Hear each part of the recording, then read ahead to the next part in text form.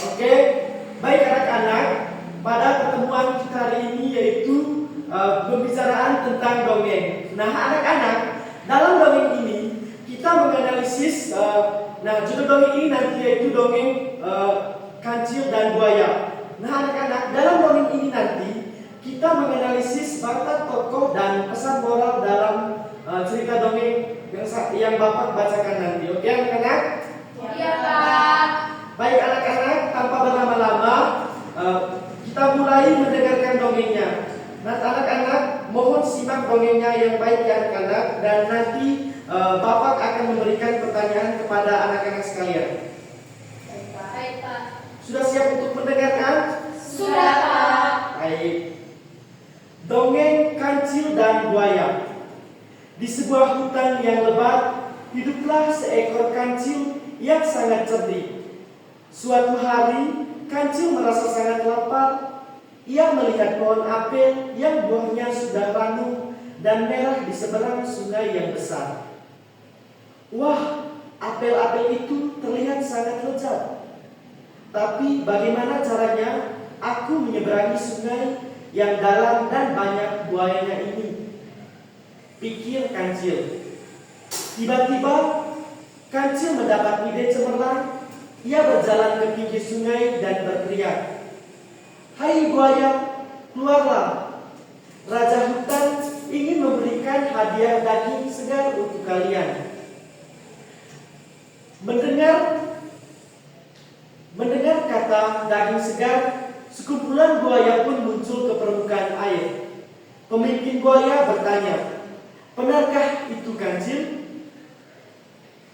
Di mana dagingnya?" Kancil menjawab dengan tenang, "Tentu saja benar. Tapi Raja hutan ingin aku menghitung jumlah kalian terlebih dahulu agar pembagiannya adil. Sekarang berbarislah yang rapi dan tepi sungai ini sampai ke seberang sana." Tanpa rasa curiga, buaya-buaya itu pun berbaris membentuk jembatan.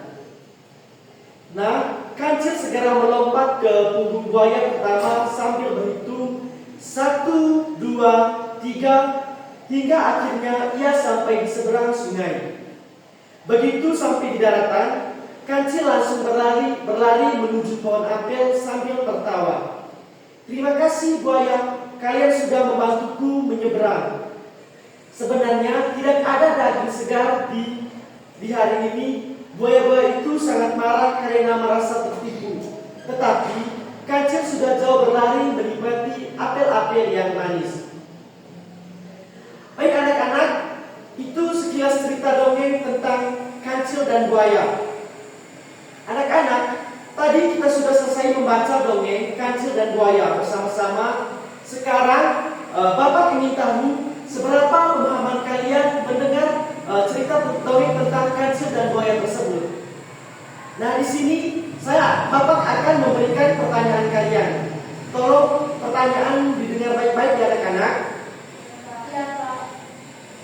Baik anak-anak, untuk pertanyaan pertama, di mana Kancil bertemu dengan buaya? Silakan angkat tangan yang bisa menjawab. Saya Pak. Ayo Tessa. Di seberang sungai. Oke, terima kasih Tessa. Livi. Di sungai Pak. Baik, pertanyaan dari anak-anak sangat mirip dan pertanyaan betul sekali. Terima kasih. Mari kita beri aplauskan kepada teman-teman kita.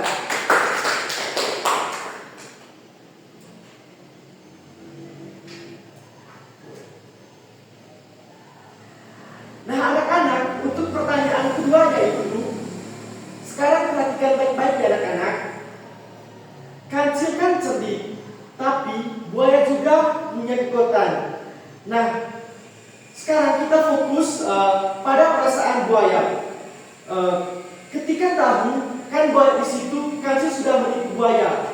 Nah, pertanyaannya anak-anak, bagaimana perasaan Kancil setelah tahu ternyata perasaan buaya ternyata dia tahu ditipu oleh Kancil? Saya Pak.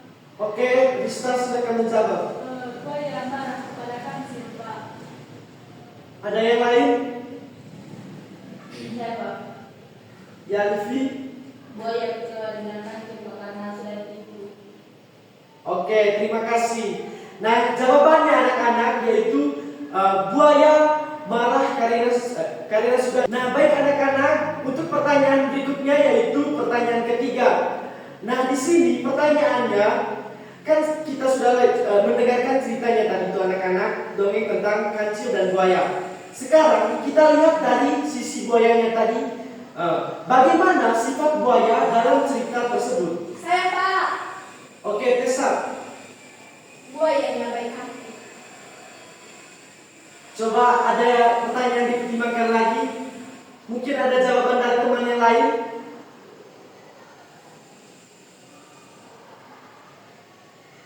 Ayo anak-anak. Nah, pertanyaan tadi Bapak ulang ya. Bagaimana sifat buaya dalam cerita tersebut? Saya Pak. Ya Tessa, coba perbaikan lagi jawabannya. Buayanya terlalu terlena dengan kata-kata manisnya si kancil Pak, sehingga mereka tidak waspada dan si kancil bisa sangat dengan gampang untuk menipu mereka. Oke, baik, terima kasih jawaban dari teman kalian Tessa. Mari kita beri aplaus. Baik anak-anak, dari pertanyaan dan cerita dongeng tersebut ada pesan moral yang dapat kita tangkap dari cerita tersebut. Nah, bahwa kita belajar bahwa kecerdikan bisa menyelamatkan kita dari masalah, tetapi ingat anak-anak, jangan digunakan untuk menipu teman ya anak-anak. Baik Pak. Oke anak-anak, itu saja pertemuan kita pada hari ini. Untuk materinya cukup sampai di sini.